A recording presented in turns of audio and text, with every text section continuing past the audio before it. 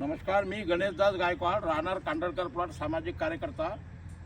अमरावती महानगरपालिके कचऱ्याचे कंटेनर हे पूर्वीला भातकुली रोडने जात होते, परंतु रेल्वे फाटकाचं काम चालू असल्यामुळं त्यांनी आमच्या भागाकडून हे सर्व कंटेनर चालू केलेले आहेत। त्या कंटेनरमुळे या विभागातल्या सर्व नागरिकांचं आरोग्य धोक्यात आलेलं आहे।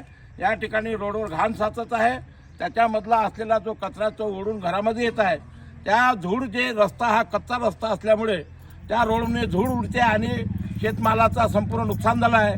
कापसाचं नुकसान आहे, पांढरा कापूस हा काळा पडलेला आहे, कोबी काळी पडली, पालक काळी पडली आणि आमच्या घरामध्ये संपूर्ण धूळ येत आहे।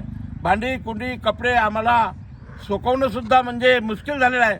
आमचं आरोग्य या ठिकाणी अस्थमाचे रोगीसुद्धा यांच्यामुळे होत आहेत। आमची शासनाला विनंती आहे की आपण असलेले हे कंटेनर पर्यायी रस्ता काढून कुठेतरी घेऊन जावा।